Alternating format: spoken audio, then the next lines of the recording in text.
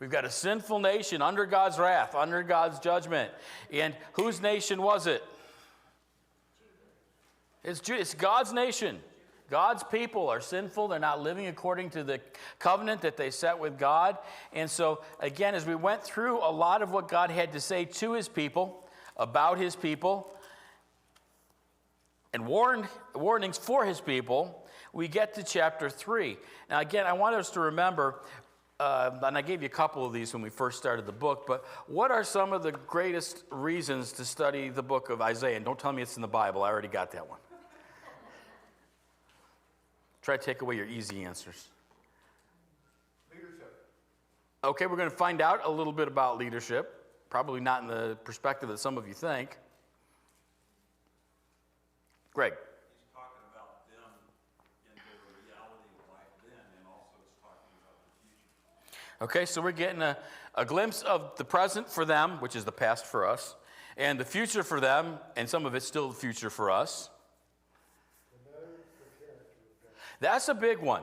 If you don't take anything else away from the book of Isaiah, we need to find out, what does God say about himself, his character, how he works, how he deals with people, how he deals with sin, how he deals with forgiveness and mercy, what he does about saving himself a people. All of those things are a big part of this overall message and this overarching message of Isaiah. And I say that because as we get into chapter 3, God is going to reveal some very unique things about his character, and we can miss them if we're not looking for them. So as we go through this book, remember to keep looking for what God has to say about himself. Again, Isaiah chapter 2, verse 22. Can somebody read that for me? Isaiah chapter 2, verse 22. Stop regarding man in whose nostrils is breath, for what account is he? So after recounting all the problems that Judah's having and all the sin that they're living in, God warns them, and what does he warn them about at the end of chapter 2? We're not feeding you all Chinese anymore. It's just a brainwave, just stop. Stop looking at man. In what way? What is, and God actually addressed it in chapter 2. We addressed it last week as we were finishing up. What is it about man that God is looking and saying, stop regarding? And the word for regarding is a little bit deeper than just look to. The word for regarding there is stop putting your confidence, stop putting your trust, stop putting your reliance on man. Okay? And why has he said that? That's what they were doing. They were doing that instead of what? Instead of trusting God. They were trusting in the leaders that they had, in the resources that they had, and we talked about how that kind of applies to us. And so God finishes chapter 2 by saying flat out, in case you don't get it, stop trusting in man to save you. Man is incapable of saving you. For of what account is he? If it wasn't God, we'd look and say, isn't that being a little bit snarky at the end? Because what has he just said? Don't miss this. He said, stop putting your trust in men. Why? Because they're not doing it right. It's a little deeper than that. Yeah, they can't. What good is he? That's kind of, if we put it in our vernacular, when he finishes off with saying, for what account is he? He can't do anything for you, because what good is man apart from God? And so that's where Isaiah has left us, and we come into chapter 3, and now he's going to talk not about Judah's sinfulness so much, but about God's punishment for their sinfulness. What's it leading to? Where's it going? What is God going to do with all of these things? So as we get into this thing, we're going to see that God will soon take away most of the things that they have put their trust in. Why does God do that? He's going to kind of tell us as he goes through Isaiah, but why would God take away those things that they put their trust in? Yeah, so they're going to eventually hopefully get where they belong, to put their trust back into God. And part of it's the punishment of, if you're going to put your trust in these things, let me show you what happens to that. Let me show you what the end of all of that is. So we see all that as we get into this, and God's giving a reason for all of these things as he goes through. And he's going to talk about here, not only don't put your trust in man, but don't put your trust in the government that they've established. Sometimes we put our trust in the government that we live in. Now, if you lived over in Iran, you'd probably have less trust in your government. But are there Americans who put their trust in the government of the United States of America? What would God's reaction to that be? Stop it. Verse 22, stop regarding man in whose nostrils is breath. And why did he put it that way? Again, Isaiah's got all this poetry going on. And I'll be on true confessions here. When I was growing up, I did fairly well in English until it came to poetry. And I remember my teacher would look at this stuff and then they say, now what do you think, and I don't remember who the poets even are anymore, but Walt Whitman, whoever, what do you think he meant by this? And I would look at it as a young kid who just wanted to get out of poetry class and say, well, he meant what he said. No, he didn't mean what he's got a bigger message there. And then she would go on, and some of these guys have been dead for years. And she would tell, this is what he meant. And I got in trouble once. I have a really intimate conversation with the principal one time. Because I raised my hand in the midst of that, and I was usually a pretty good kid, okay? But I raised my hand in the midst of that, and I said, if he's been dead for 50 years, how do you know what he meant?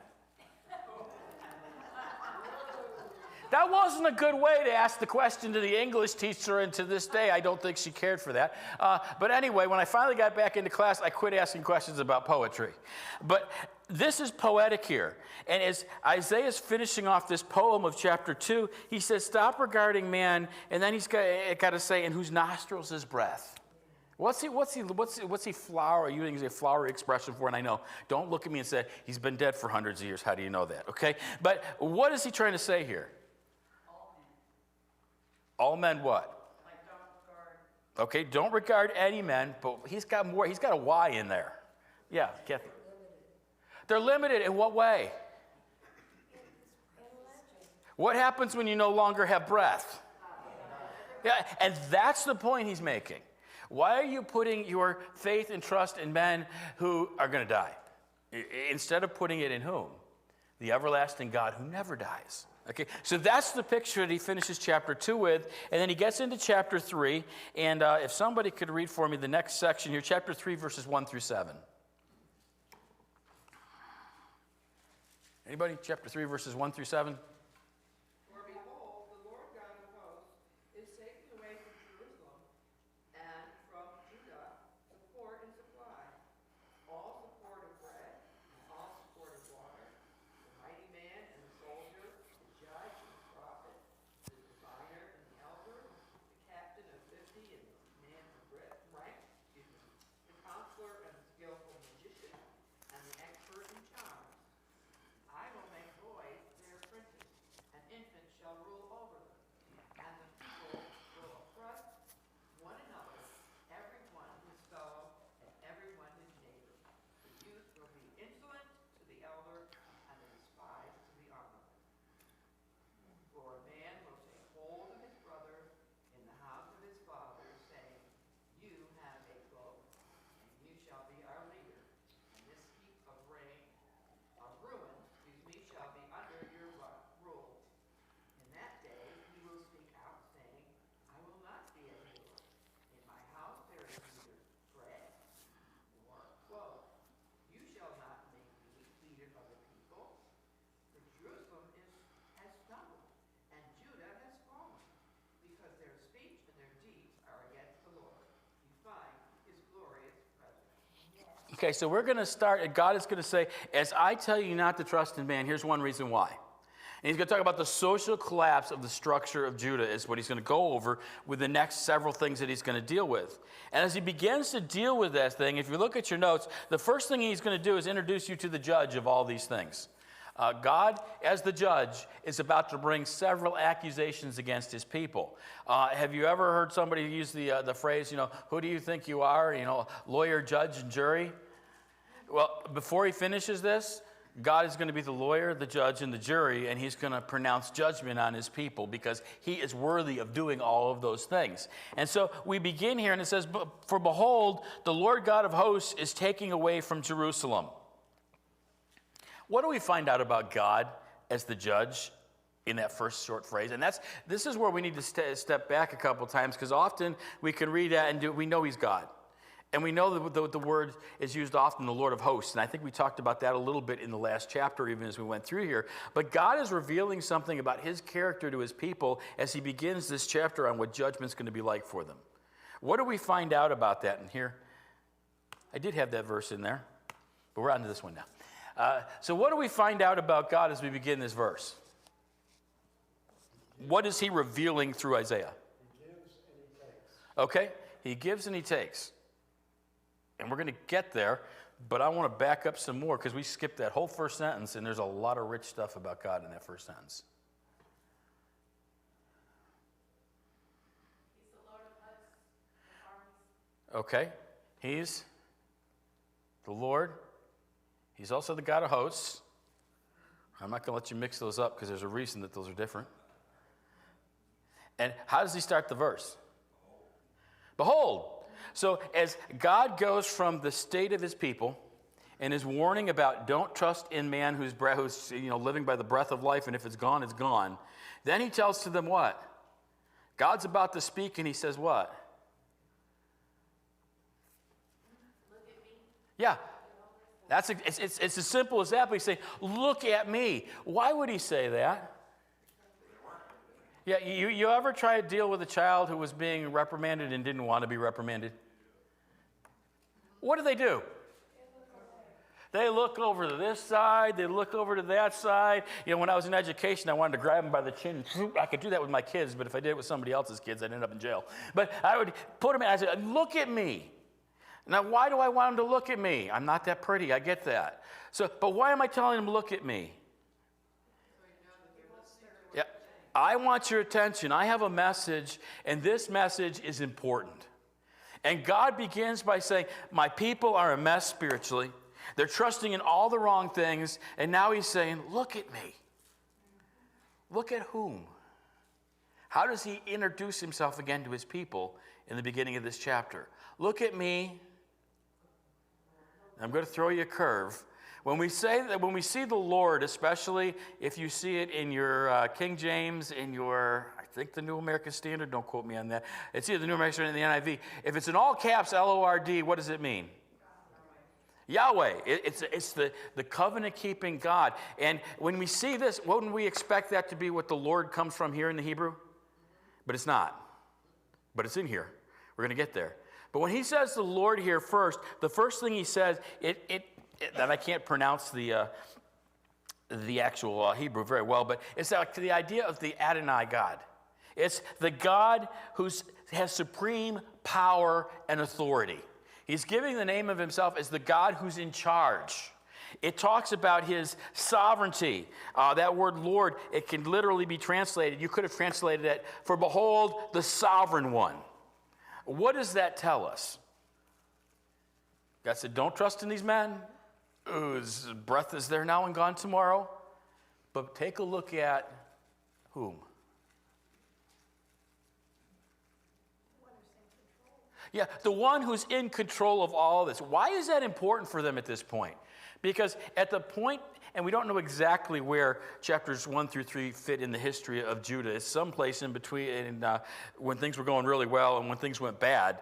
But it's quite likely, as God's giving them this message, things are still going relatively well for them. And so God says, quit trusting in men, and that's why he has to tell them to stop, because trusting in men is kind of working okay for them at the moment. And he said, I want you to stop doing that. I want you to look at me because I am the sovereign one who's in control. Why do they need to understand that? He's about to pronounce judgment. And does judgment seem very real when you're in the middle of blessing at the time? When things are going okay? And God's looking at them and said, I've seen your sin. And it's heinous. I've seen what you're trusting in. And it's all the wrong things. So look at me. Because this is the important message I have for you. I am the sovereign God. I am the one who is in control. I am the one who he's going to talk about here. I remove. All those things that are going well for you, I'm about to remove them. And he's going to get very specific when he talks about that. He's also going to say, I am the God who appoints the time for these things in verse 4 when we get there. And so God's looking at him and saying, though you may think you're doing well, trusting in those men, trusting in your own selves, you're in for a rude awakening. You need to look at me because I am in control. And when I tell you that your sin is heinous in my sight, that you are doing all the right actions, but your heart is far from me, there's a price to be paid for that. And the sovereign God is now addressing you. Not only the sovereign God, but it's interesting that next one. It says the God of hosts.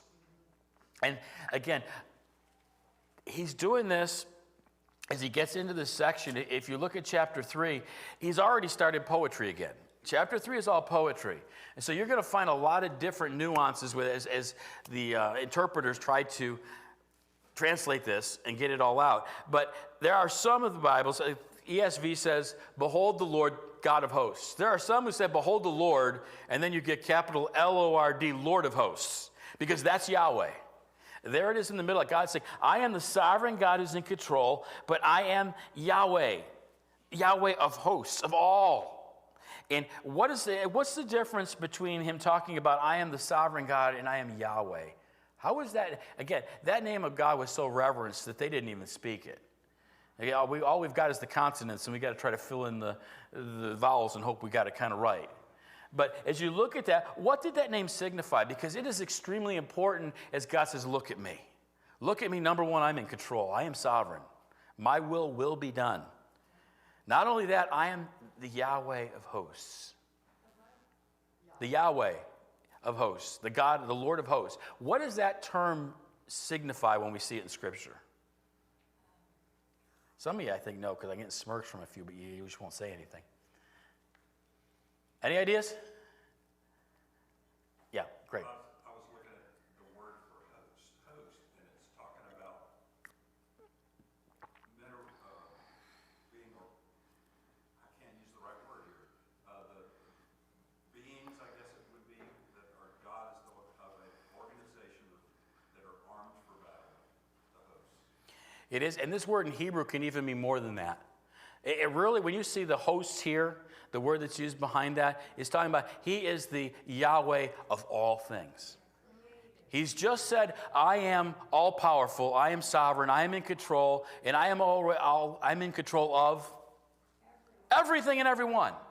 But there's still another nuance in there that we need to get because it's going to be very important when we go through all of this judgment that's coming according to what God's going to tell his people.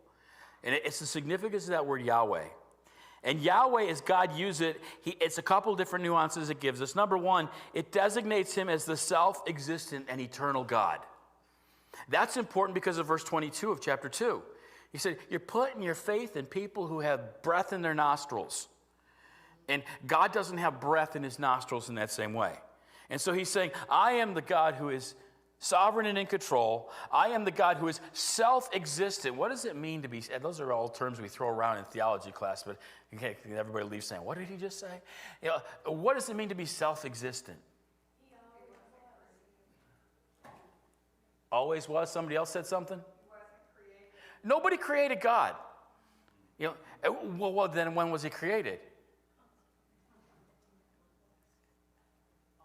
Somebody said, he never was. Well, how does that work? What else do we know that doesn't have a beginning?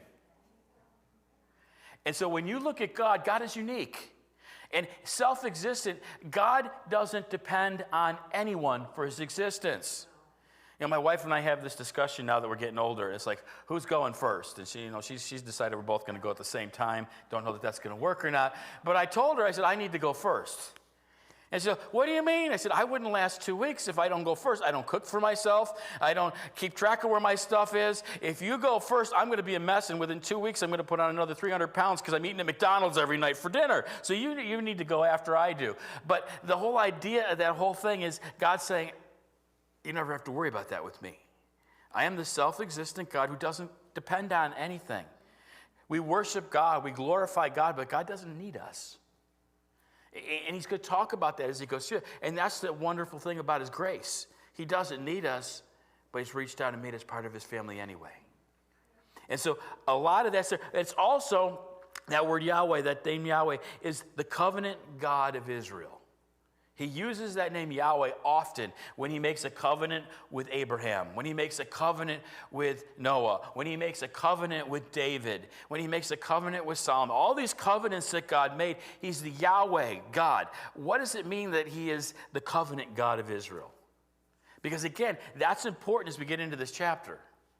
And we're going to fly through a lot of this chapter, so it's not going to be, but this is the important foundation for that chapter. Why is this covenant God so important? He's going to keep his promises. When God makes a promise, he keeps it. Why can we put our trust in this word? When God makes a promise, why does God give it? Did God have to give us prophecy? Was it necessary for God to give us prophecy? Not really. It's kind of nice that we have it. But what is one of the reasons that God gives us prophetic utterances in the Old Testament, and especially some of which that have already been fulfilled? It gives us hope that when God says something, what happens? It takes place. And so God's looking at his people and saying, I am in charge. I am the self-existent eternal God. People can make promises to you, but if they're not here tomorrow, what happens to those promises? God said, when I make a promise, I am the self-existent eternal God. I will be here to keep my promises. Whether my promise is blessing or my promise is judgment, it's going to happen. And so God, again, has revealed himself in a special way that if we don't take the time, it's easy to read that verse. For behold, the God of hosts is taking away from Jerusalem. And then what is he saying? What he's saying is, realize who I am, and then you'll better understand what I'm about to tell you. And so kind of file all that away, because that's just an amazing revelation again. How would we know these things? How would you know God is self-existent if he didn't tell you? How would you know that God is going to be eternal if he didn't tell you? How do you know that you're never going to die if he didn't tell you? And again, all these things are being revealed as we get through this book, where God in his grace and his mercy is telling his children the things that he believes are important for us to know and to learn as we go through all these things. And then he gets into the actual judgments. He begins saying, the Lord of hosts is taking away from Jerusalem and from Judah support and supply, all support of bread and all support of water. So what is this sovereign, self-existent, eternal, covenant-keeping God promising the people in Jerusalem and Judah right now? This is probably not a promise that they wrote on their refrigerator. They're about to be hungry and thirsty. He's about to take away what? It'd be one thing if he looked at us and said, Bethany Bible Church, because I'm not happy with where you are, I'm going to take away your cars. I'm going to take away your houses, and that would be tragic. But he gets a lot deeper than that with his people, doesn't he? What do we need to have in order to live? Food and raiment. And what did he say he's going to take away? Here's the bread and the water, as basic as it gets. You may be fairly wealthy right now. You may be trusting in these men that are bringing things in. And there was a time when Isaiah was prophesying that they were fairly wealthy, when things were going really well. And God said, because of your sin, there's a time coming when I am going to do what? Take away. Do we often think of God as the taking away God? Don't we often picture him the other way? God's going to bless, and God's going to get, and he is. And he's going to talk about that as he goes through this book, so don't miss that. But there are times when God can also Say no. or take away what you have. You think about Job. How many of you would love to have been Job? Yeah, I say no, but then I look and I say, can you imagine the self-existent, sovereign God looking at Satan and said, have you considered Job? There is no one like him. Can you imagine if that was you? Now, the rest of the story we know. We don't want to be a part of that. But I look at that and I think, you know what? With all Job went through, and I don't know if God ever revealed, because the book doesn't tell us that he ever revealed that to him. But can you imagine having been Job come through all that and God says, you know why I did that? Because there was no one like you in all the earth when it came to your relationship with me. How many people in Scripture do we find something like that about? Job, Enoch. How about Enoch? I think I'd rather been Enoch. Yeah, I don't know much about Enoch's life, but what did it say about Enoch?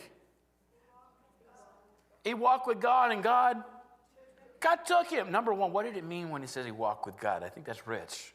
I think there's a lot we could find about his life and what was important to Enoch. And then he walked with God, and God took him.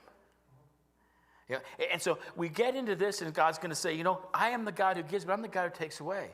And Job, in all of that, in his thing, that one of the greatest things Job ever says is, in the midst of having lost it all, and it wasn't just his wealth, it was his family, it was loved ones, it was everything God took away from it. It was his health. And then Job says what? Though he slay me, yet I will serve him. What else does he say? Yeah, we love that when he giveth. But we don't like it when he taketh away. And Judah and Jerusalem are about to experience the Lord gives and the Lord takes away. Blessed be the name of the Lord. And so that's what God wants. At the end of all this, God's punishment is over sin, but God wants his people to turn back to him. And you'll see that as we go through some of this as we get into it. But let's get into it before we run out of all the time. Because what God is saying here is, I'm going to take away what is most necessary in your life, the necessities of life. And he's letting them know, I can withdraw them when? Anytime I want, because I'm the sovereign, self-existent, holy God who is all-powerful. So you need to be tuned in to me. And so he then gets to verse 2. He says, this is what I'm going to take away. I'm going to take away, number one, your food and your water. That's bad enough. But now he's going to do a judgment. If you look at your notes here, the third thing, judgment on the leadership. Since you're putting your faith and trust not in me, but in these men, let me tell you what I'm going to do. And he begins verse 2, the mighty man and the soldier. Why does he start there? I mean, not necessarily why does he start there, but why is that important? In the light of chapters 1 and 2. Yeah, Kathy. Yeah, they were putting their faith and trust in the protection of their mighty men and their soldiers. And in case that didn't work, they made alliances with some of the countries around them that had mighty men and soldiers. And so God said, I'm going to take away your bread. I'm going to take away your water. I'm going to take away the source of your security, the mighty men and the soldier. And again, those are two interesting terms in the Hebrew, but basically it's like the mighty man is like the hero. You know, here's the guy that you look back in a battle, and this is the guy you think of. Not only that, I'm going to take away your common soldier. And that's the second term, that just any foot soldier who could be of help to you, I'm going to take it all away. He then goes on, he says, not only am I going to take that away, but I'm going to take away the judge and the prophet. Now, why would those two things be so important? Not only the mighty men, but the judge and the prophet. You're going to get some decision makers in there. The judge was the civil official who would be making decisions, making calls on things. What about the prophet? He's supposed to speak for God. Yeah. You guys, somebody's waking up. I guess the Chinese is wearing off. Chinese doesn't stay with you very long. So here we go. I'm going to take away the people that are helping to hold your society together, to make the right decisions, to make the calls between you. But I'm also going to take away the prophet. And the prophet was the one who made God's will known to the people. Without the prophet, they didn't have 66 books to find out what God's will was. It was mostly the Torah and God sending his prophets to say, this, thus saith the Lord. That's why so many of the prophets begin with, thus saith the Lord, or the word of the Lord came to me, because God was sending it. So God's basically saying, I'm going to take away your earthly judges, and I'm going to quit communicating for a time. I'm going to take away the prophets to communicate with you. He then goes on, and he says, I'm going to take away, and it gets very interesting here now, some of these terms. I'm going to take away the diviner and the elder. What's he taking away here? We don't use that term diviner much anymore. If they can't hear from the word of God, from the mouth of God and his prophet, where did they sometimes go to try and figure out what to do? Before the elders. We haven't left diviner yet. Sorry, I'm not letting you leave that yet. The diviner, those are people, the fortune tellers, those who would try to tell what's coming in the future. And again, some people do that. You know, I noticed I was driving in the other day, and they were talking about this phone number you can call, and there were people that would tell the future for you, and they only hire 2% of the people who put their name in there because they're the good ones, okay? But that's exactly what was happening, even in a much bigger way in this time. They were going to people to figure out what the future is. If God's not going to tell us, then let's go to somebody else who can give us the future. Was there a king of Israel that did that? God took away Samuel, and Saul went where? To the witch of Endor. Again, this is for free, but when I was in seminary, we were supposed to do a whole sermon on that one time to figure out, what's really going on here. Is the witch of Endor able to pull Samuel back? Is he not? And I did it on the whole wrong passage and never touched the thing, so I never had to deal with the whole thing. But he goes to the witch of Endor, and he's trying to get a hold of Samuel, because he wants to know what God's going to tell him. And so God's saying, I'm going to take away your diviners that are going to try and give you the future. And the elders, why are the elders so important? The wisdom. These were the guys the elders were the ones who had the experience, who knew what life was all about, and they would help lead and guide the people as they were. And God said, I'm going to take care of them. You remember Rehoboam when he took over and just before the kingdom split? What was one of Rehoboam's biggest gasps when he started? He brought in all the advisors, and who did he decide to keep and listen to? Let's listen to the young guys. They got some great ideas. Well, they didn't have some great ideas. They split the kingdom. Okay? And so what God is saying is, I'm going to take away these people who have all this experience and who could guide you right, and I'm taking them away. And not only that, he then says, I'm going to take away the captains of 50 and the men of rank. And again, he's basically reiterating there that you're not going to have the military bail you out. So those who are the leaders in your military, the captains of the 50s, or those who are the men of ranks, and the idea there in the Hebrew, again, is the honorable men, the men that you would look up to take care of you. I'm going to take those away. And then he says at the end of this verse, I'm going to take away the counselor, the skillful magician, and the expert in charms. He's really getting into some interesting things here. God said, I'm going to take away, number one, the counselor. Who's he taking away there? Yeah, those who serve, and the idea of counsel here isn't, I went to a guy who had a shingle up and I got a little bit of counsel myself. They publicly counseled people on what they should be doing, where the nation should be going. And God said, I'm going to take away those counselors. And it puts it in a little bit different light if we think about chapter 9. Is there a counselor who comes up in chapter 9 of Isaiah? And he shall be called the Wonderful Counselor. And the same God who said, I'm going to take away your earthly counselors that aren't going to do you any good, but I'm sending one day a wonderful counselor. And so all this going on. Now, the next term is a very interesting term. It says skillful magician. How many of you have something other than the ESV out there? You're not going to raise your hand and say, he's going to call on me, okay? What does somebody have? Cunning artificer and the eloquent orator. The cunning what? Okay, the cunning artificer. Somebody else have something else in there? Right after counselor. What do you have under counselor? Because magician, I think the only one who says magician is the ESV. Mine says skillful artisans. Skillful artisans. Okay, anything else? Expert artisans. The problem and the reason we're getting all that, and again, and part of the reason is because he's writing all this poetry again. He could have come right out and said what he wanted to say, but he's saying it in a very flowery way. That word that they're dealing with there basically means one who is wise and skillful with respect to arts. What arts? And that's why you're getting the it's basically put together based on the context. Well, what's the problem with our context? It's all over the place right now. You've got counselors, you've got diviners, you've got all of these things. And so the ESV looked at it and said, well, these must be the crafty arts of these people who are doing fortune telling, which may be the case. I think it's probably some of the others that you found are a little bit closer to it. God's saying, because he's going to kind of deal with that next, with the next one. You get to the end of it and he talks about, let's see, how does he put it? The expert in charms. I think he's getting back into that again. But what God's doing here is saying, I'm going to take away your military might. I'm going to take away those who are skilled to help you in day-to-day life.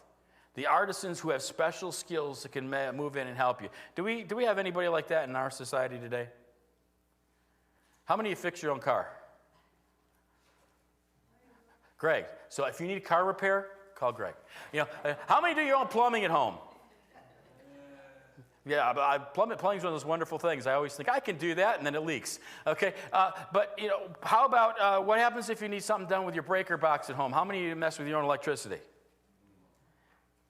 Just Joe, and that's why he lost his hair the other day, okay? So you look at those things, but the fact of the matter is there are people who make our lives function because they know things that we don't know, and they make life work. And what God is saying, I think, in that is he's saying, I'm going to take away these skillful artisans, all the things that make life work for you, as I'm bringing judgment, I'm going to take away from you, so that you are going to be destitute and you're going to have to look to me. So that's where he's going, and then he finishes it with that idea of expert in charms. And again, you find everything from eloquent orator to clever enchanter. And again, it's probably somebody who's trying to foretell the future, but they've got clever ideas. They're very good at making you think they know what's going on. And God's saying, at the end of the day, I'm going to take away all of that, because everything that makes your society function apart from me is going to be judged when I come in and judge.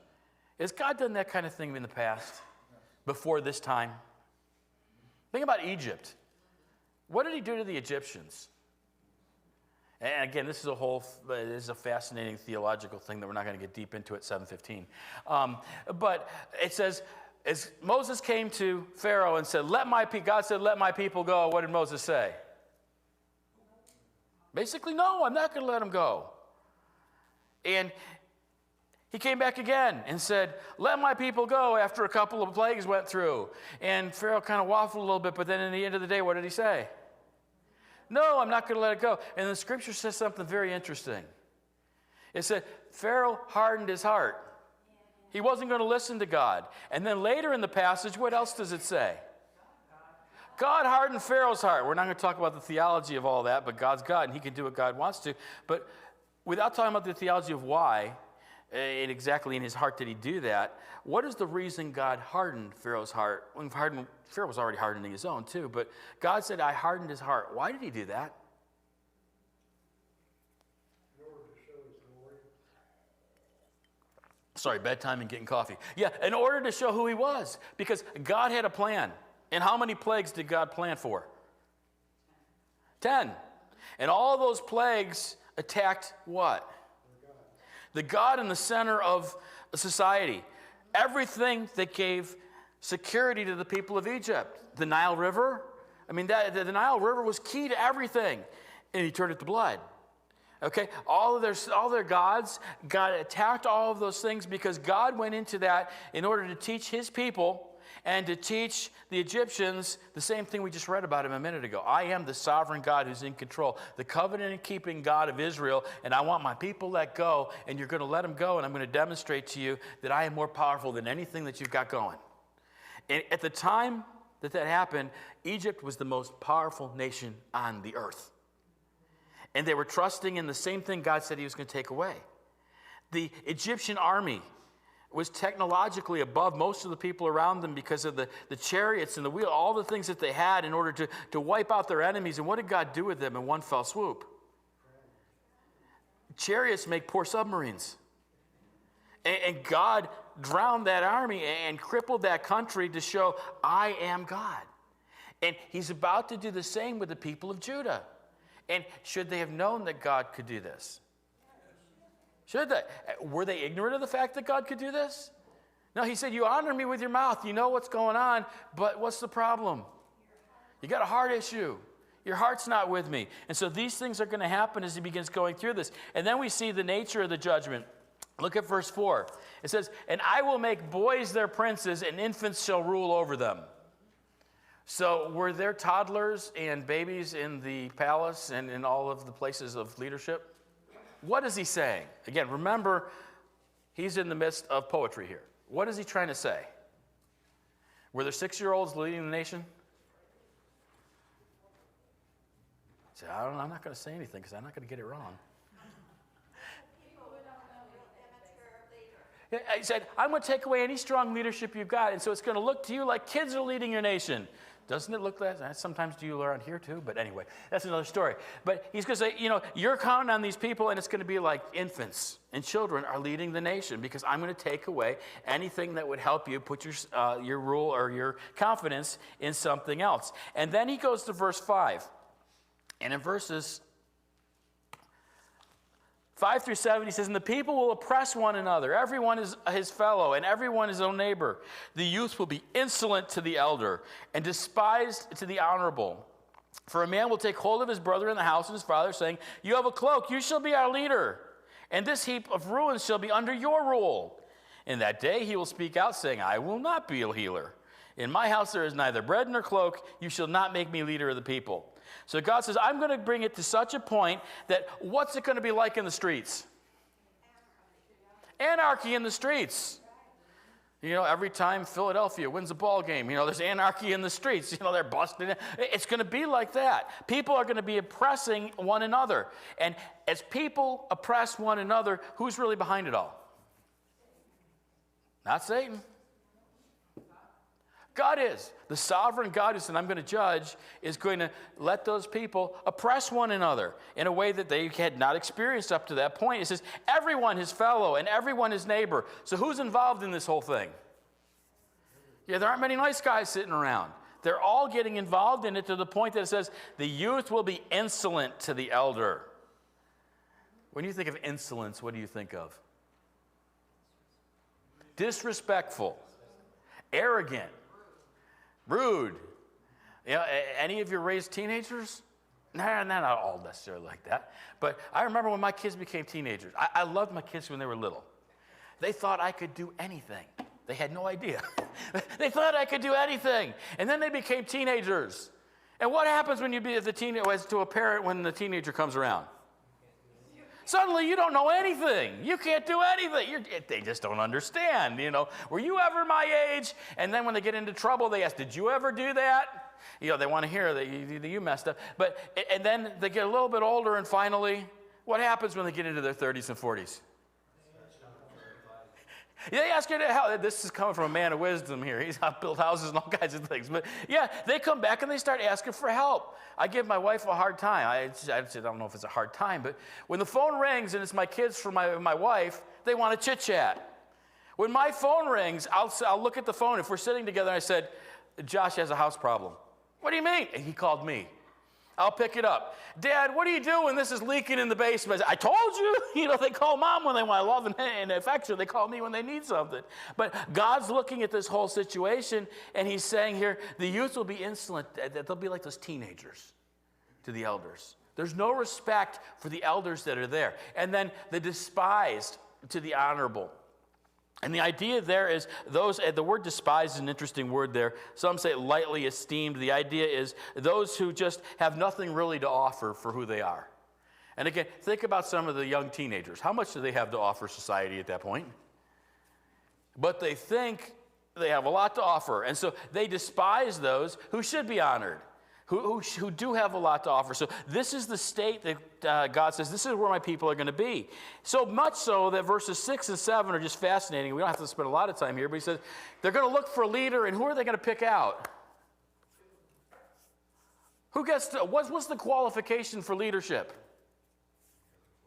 You got a cloak. What does he mean by that? We got to get clothes, literally, but we're poetry again now. What does he mean when he says, you've got a cloak, lead us? You look like a king. You look like you're doing okay. And he says, as you look for people, which I told you not to look for, and you're still looking for them, and your bars come way down. You know, your bar ever have to come way down when you go into the voting booth? I really don't like this one, but that one's worse. So, you know, here's where I got to vote. You know, that's the kind of idea where the bar's coming way down. And when somebody who ought to be honored to say, you want me to rule? What are they going to answer? What specifically are they going to answer as we look at this passage? I will not be a healer. In other words, I know how bad off things are, and I can't fix it. Wouldn't it be refreshing to hear that when people start giving out their political ads in a little while? Yeah, I can't be your healer, but they promise all kinds of things and then they don't produce. Well, these guys are going to look and say, I can't do what you're looking for. And why has God brought them to that point?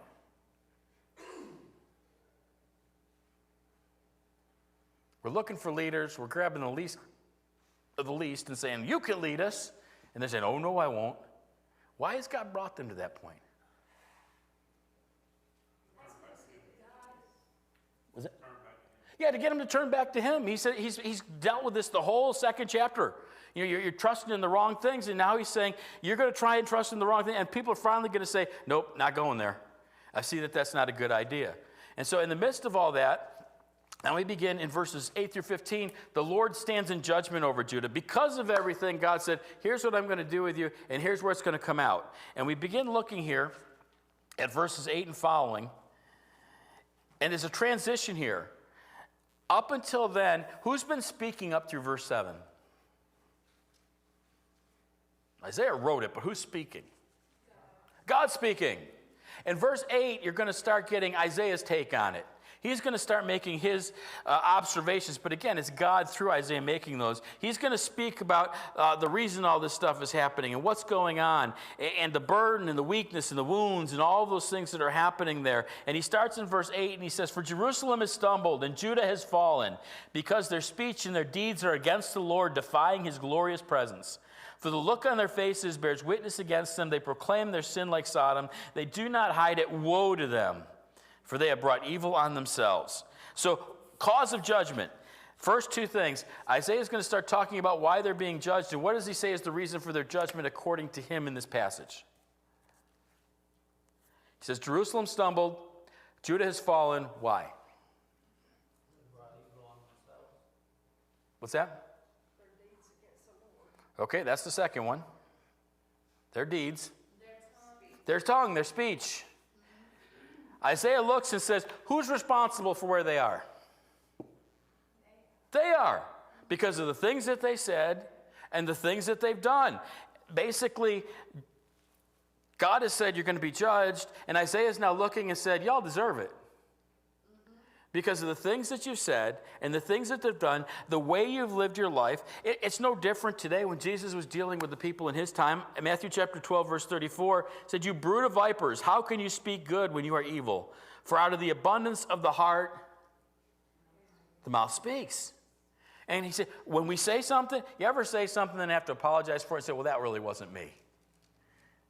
You know what the truth of the matter is? It came from the heart. It was us, and it's the problem that we struggle with. And God's saying, because of the things that you said, that's why Solomon teaches us in Proverbs 4, keep your heart with all diligence.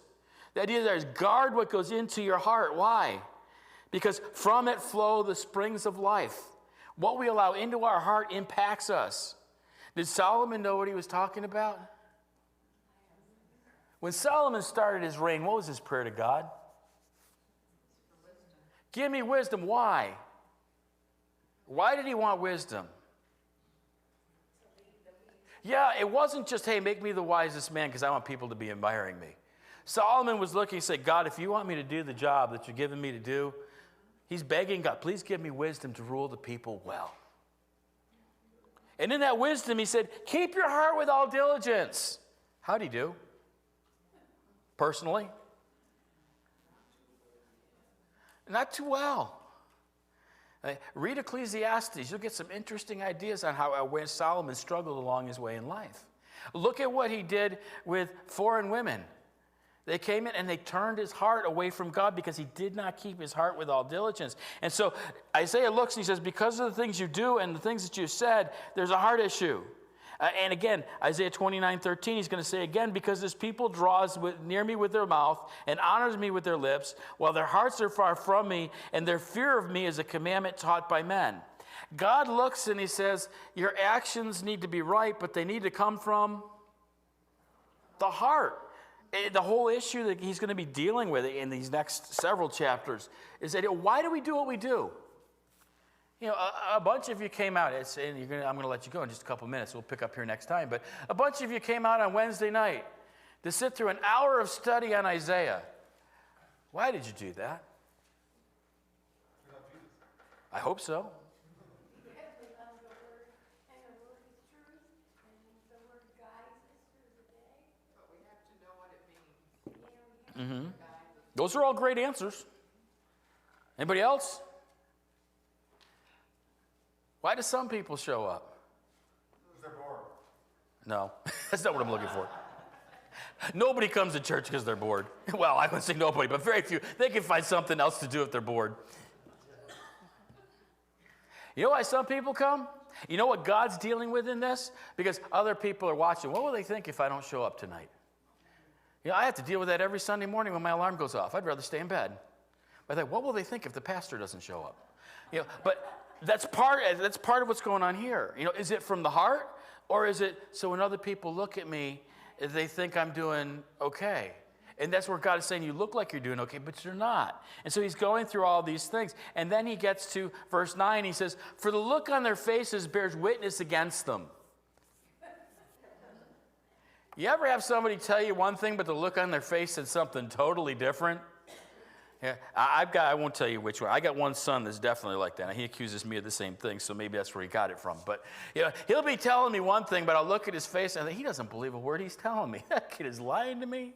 He's trying to make me feel good about where things are, but his face is telling me something totally different.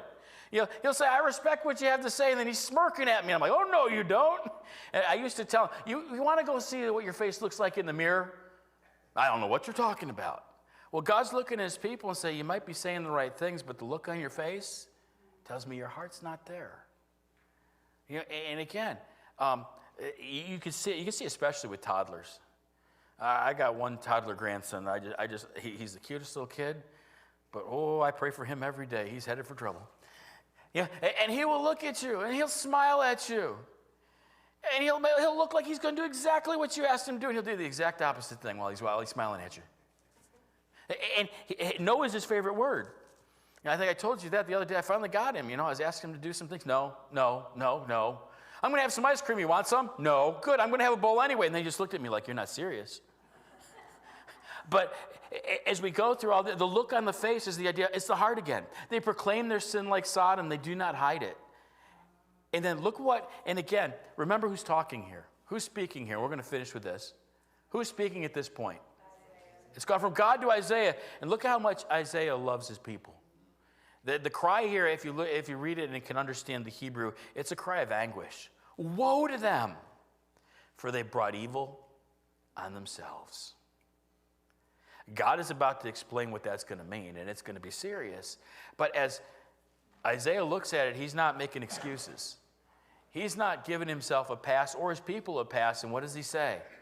When you're dealing with the sovereign, self-existent, eternal God, who's the covenant-keeping God, and you've brought evil upon yourself, woe to you. Because we look again, when you think about covenant-keeping God, and this is what we'll finish with, when you think about covenant-keeping God, do you think of it in a positive or negative light for the most part? It's a positive thing. God's going to keep his promises. Well, when he looked at his people, and he said, if you'll do this and this and this, I'll bless you. That's a wonderful thing. But when he looks at him and says, and I'm the covenant-keeping God, so if you do this and this and this, which is against me, what will I do? I'll curse and punish you. And now they're looking at the covenant-keeping God, and Isaiah's almost wishing he's not, but it's like the idea, might be better for us if he wasn't a covenant-keeping God right now. Because we brought the evil upon ourselves, and God's about to explain to them that. So we'll pick that up next time. But we ought to be thankful, though, that we serve a covenant-keeping, promise-keeping God. Because at the end of the day, he's going to talk about their need for a Messiah and a Redeemer. And that's why we can put our trust in the fact that covenant-keeping God has an eternal plan for us. Questions, comments? Sorry, I didn't mean to stop there. I got to quit getting so excited about early verses. But I really wanted to spend some time in verse 1 because getting that picture of God sets the stage for everything else that's going to happen in this book. Questions, comments? Anybody willing to close us in prayer? Greg?